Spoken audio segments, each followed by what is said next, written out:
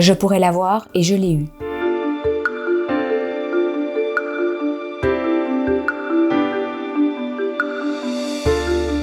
Alors j'ai été diagnostiquée à 45 ans, c'est assez jeune en fait pour être diagnostiqué d'un cancer du sein. On pense toujours que ça arrive aux autres, on se sent complètement invincible en plus à cet âge-là, et donc on ne peut pas imaginer une seule seconde qu'un cancer peut nous tomber dessus. Je pense qu'à n'importe quel âge, on ne peut pas imaginer une seule seconde qu'un cancer nous tombe dessus, et donc voilà, ça peut arriver à tout le monde, et jeune aussi.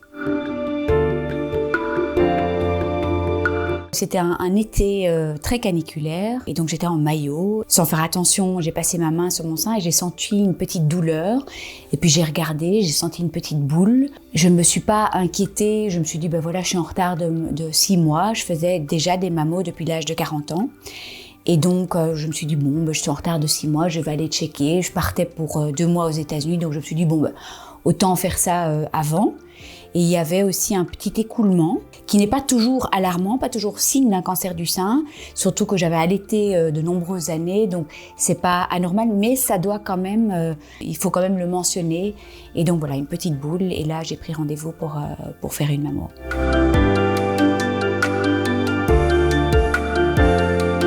Ma gynécologue m'a appelée, le mot cancer n'a pas été prononcé. Et je ne sais pas s'il y a une bonne manière d'annoncer par téléphone ou dans le bureau. Je pense que si elle m'avait dit « Est-ce que tu peux venir me voir dans 3 heures ?» Je pense que ça aurait été les 3 plus longues heures de ma vie. Et donc voilà, elle a annoncé, elle a dit « J'ai une nouvelle que j'aurais aimé ne pas vous annoncer ». Le mot cancer n'a pas été prononcé. Et comment est-ce qu'on se sent à ce moment-là? Je prends toujours, et je l'ai utilisé dans de nombreux témoignages, l'image du ring d'auto-tamponneuse où on voit toutes ces voitures qui s'entrechoquent et qui se cognent. Mais c'est un peu ça dans la tête, c'est toutes des émotions complètement contradictoires, des émotions qui en fait ne devraient même pas cohabiter en même temps. Tout en un quart de seconde, il y a du déni, pas vraiment de la colère au début, il y a de l'agitation. Donc j'allais sur internet pour vérifier, je comprenais rien à ce petit papier que j'avais reçu parce que j'avais demandé à ma gynéco qu'elle m'envoie le papier, je comprenais pas les marqueurs hormonaux.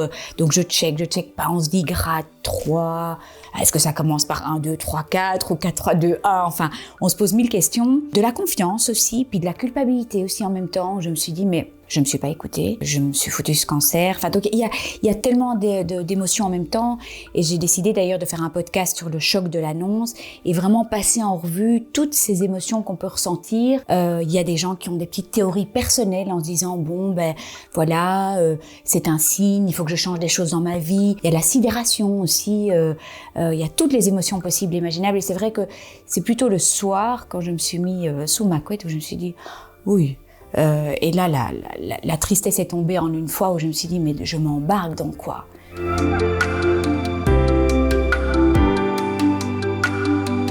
C'est toujours la grande question. C'est clair que quand on est touché par un cancer du sein, on a envie de savoir s'il est génétique ou pas. Je pense que 15% des cancers qui sont génétiques, donc c'est pas non plus une majorité. J'ai eu droit à la prise de sang génétique et il n'était pas génétique. Et alors, est-ce que j'avais des prédispositions? Il y avait eu des cancers dans ma famille. Pas mal de cancers dans ma famille, mais c'était pas génétique, donc pas de cancer chez ma mère, de cancer du sein. Donc on a droit à une consultation avec une généticienne pour voir si oui ou non c'est nécessaire de faire la prise de sang génétique. Donc voilà, pas de prédisposition particulière, donc ça c'est important de le dire aussi.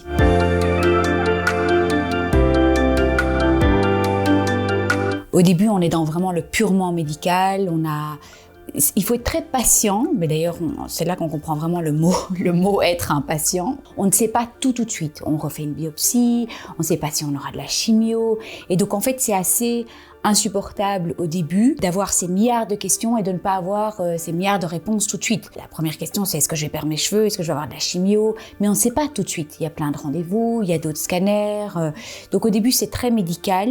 Mais néanmoins, j'ai très vite mis en place des soins de support. Donc du Reiki, un accompagnement psychologique, de l'acupuncture, de la réflexologie, homéopathie, enfin d'abord découvrir tout ça et puis par la suite choisir ce qui me convenait vraiment. Mais au début c'est effectivement très médical et puis ça s'enchaîne, une fois que le protocole est décidé, une première opération, pour parler de mes traitements, là, une première opération, une tumorectomie. On enlève juste la tumeur avec une marge pour voir si la marge est saine, ça veut dire qu'on a assez enlevé. Malheureusement, la marge n'était pas saine. C'était un risque quand on enlève que la tumeur, c'est un risque que les marges ne soient pas saines et qu'on doive enlever tout le sein. Donc, boum, 15 jours plus tard, repasser sur le billard pour enlever tout le sein. Et puis, j'ai eu un test génomique pour voir si je devais faire de la chimio. Et puis, on attaque la chimio, puis les rayons. Enfin, voilà, j'ai eu tous les traitements possibles et imaginables. Et je suis encore actuellement, 3 ans plus tard, dans le processus de reconstruction avec ma 6e opération de reconstruction. Donc, alors, ça dépend le type de reconstruction qu'on choisit. C'est vrai que j'ai choisi des reconstructions autologues qui sont compliquées parce qu'on va chercher d'autres tissus ailleurs pour se reconstruire. Puis pour finir, voilà, j'ai quand même dû passer à la prothèse. Donc c'était un processus long et compliqué, mais je suis contente d'arriver au bout.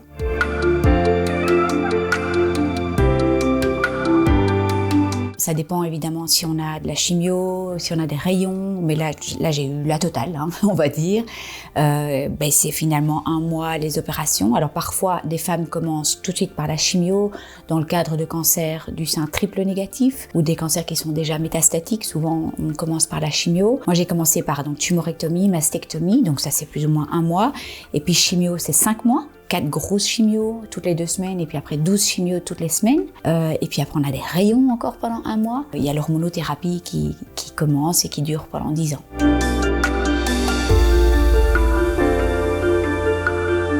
Ce qui m'a aidé à surmonter cette épreuve, la première chose, je dirais, l'écriture. Très vite après l'annonce, j'ai commencé à écrire un journal de bord et dès que j'avais des rendez-vous, des émotions, j'écrivais. Et puis comme j'avais des blogs, j'avais d'autres blogs, un blog de nutrition et un blog de psychologie du comportement alimentaire, j'aimais bien le partage. Et je me suis dit, pourquoi ne pas partager dans un blog ce qui m'arrive sans attente particulière? Est-ce que ça allait être lu, pas lu, peu importe. Je me suis dit, je lance. Et en fait, il a été très vite lu. Alors, c'était pas vraiment que des articles sur le cancer en tant que tel, mais c'était vraiment tous les questionnements sur la vie. C'était la petite voix de Delphine qui se pose plein de questions par rapport à cette épreuve qui lui tombe dessus. Et donc, ces articles ont été très partagés. C'était chouette de pouvoir partager. J'ai rencontré plein de femmes qui avaient eu un cancer, donc elles m'ont énormément aidée. Donc, le partage aussi m'a aidée. Et puis après, j'ai été contactée par plein de femmes qui venaient d'apprendre qu'elles avaient un cancer, donc j'ai pu aider à mon tour. Donc, en fait, c'était magnifique. Puis très vite après, j'ai été contactée par les éditions Mardaga pour publier un livre. Donc, c'était un projet magnifique en plein pendant mes traitements. Donc, j'ai continué à écrire, mais pas avec l'optique du livre. J'ai juste continué à écrire. Il se fait qu'après, c'était publié dans un livre, mais donc voilà, ça m'a énormément aidée. Les sœurs de combat m'ont énormément aidée, donc ça, j'insiste là-dessus, vraiment, ne jamais rester seule et rencontrer d'autres personnes touchées par le cancer. Le podcast m'a énormément aidée pour l'après-cancer, de rester en contact avec des gens qui avaient des belles histoires de résilience à partager avec le monde. Et donc voilà, ça m'a énormément aidée.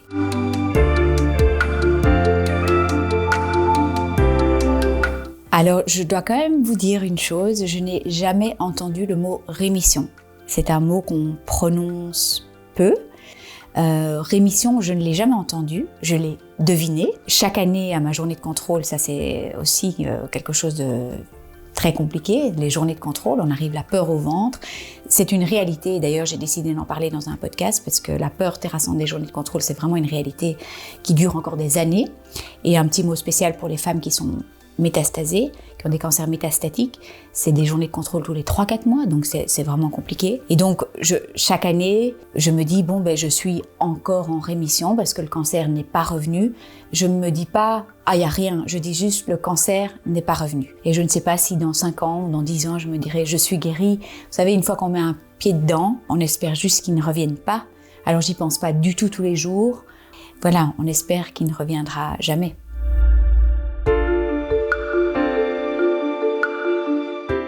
Je trouve que j'ai reçu tellement d'amour pendant mon cancer. Je tiens quand même à dire que quand on est malade, on a des gros moments de solitude. Et finalement, je trouve que c'est les sœurs de combat avec lesquelles on se sent vraiment bien et qu'on peut partager ces moments de solitude. Parce que qui peut mieux comprendre une femme qui a perdu un sein qu'une autre femme qui a perdu un sein? J'ai reçu tellement d'amour pendant mon cancer que j'ai voulu en redonner, aider d'autres femmes. Et il y a finalement beaucoup de femmes qui sont passées par là, qui ont envie, à leur tour, d'aider les suivantes. et d'être, j'ai jamais été aussi alignée que dans ce que je fais pour le moment. Et c'est vrai que j'ai découvert le plus beau métier du monde, qui est le métier de podcasteuse, et d'avoir ces rencontres cœur à cœur avec des personnes qui ont traversé la maladie et qui ont de belles histoires de résilience à partager avec le monde.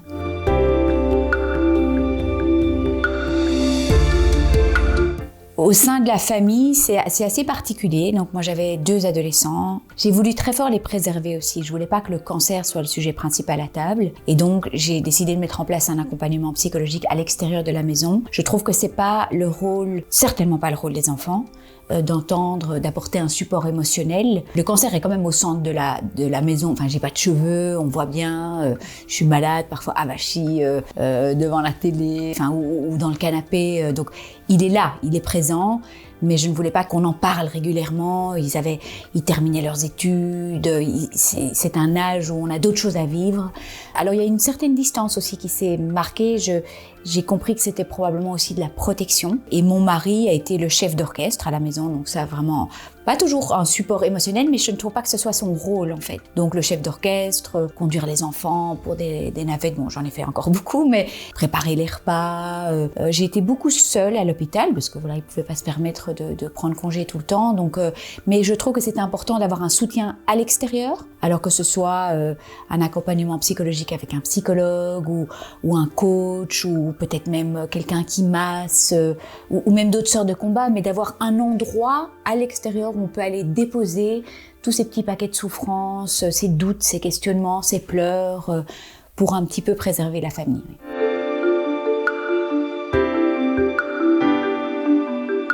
C'est toujours la grande question.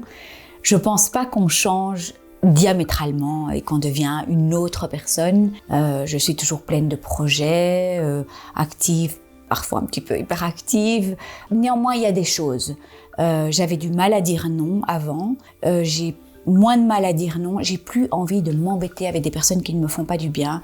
J'ai plus envie de m'embêter avec des relations toxiques. Et ça, c'est clair qu'il y a quelque chose qui a changé par rapport à ça. Peut-être aussi cette manière de relativiser un peu plus.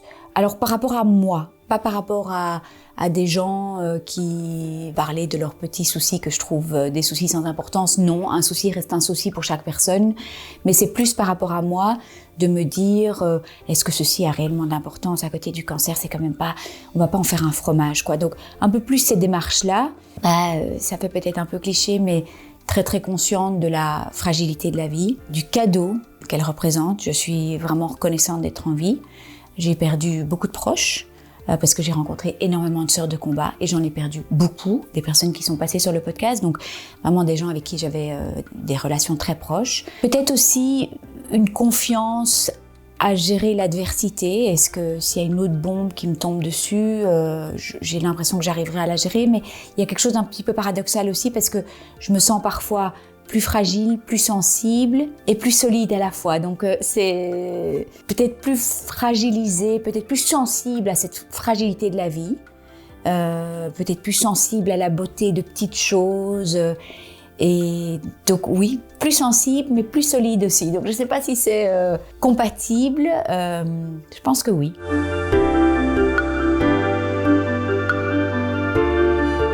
J'ai vraiment des messages importants pour les femmes qui viennent d'apprendre la nouvelle ou qui sont en plein traitement. C'est ne restez jamais seul dans votre peine. Il y a plein de sœurs de combat, il y a plein de groupes de soutien. J'ai créé un groupe de soutien sur Facebook, on est 3300, peut-être 3400 femmes maintenant. Il ne faut pas rester seul dans sa souffrance. On se sent de toute façon seul. Sous sa couette le soir, avec sa maladie, on est quand même seul. Donc essayez de rester le moins possible seul, de s'aider des sœurs de combat, de partager avec le médecin ses souffrances, aussi si la relation ne se passe pas bien avec les médecins, d'en parler, de éventuellement changer de médecin, parce qu'une bonne alliance thérapeutique est vraiment importante. Ce qui est très important aussi, c'est d'essayer de trouver ce qui leur fait du bien pendant leur parcours de soins, des petites choses, parce que c'est quand même une longue route. Il faut tenir sur la longueur, de trouver des petites choses, que ce soit des massages, que ce soit des soins du corps, des produits qui fassent du bien, ou peu importe, des balades en forêt, des repas avec des copines, mais des petits moments où on se fait du bien, donc prendre soin de soi. On parle souvent de prendre soin de soi, les gens disent souvent prends soin de toi, et en fait j'ai vraiment réalisé l'importance de se prendre soin de soi, prendre des moments pour soi, et quand même un message très important pour les femmes. On a des ressources insoupçonnées, des ressources extraordinaires, insoupçonnées et insoupçonnables, et au début on n'y croit pas, mais en fait on finit par les découvrir au fur et à mesure du parcours.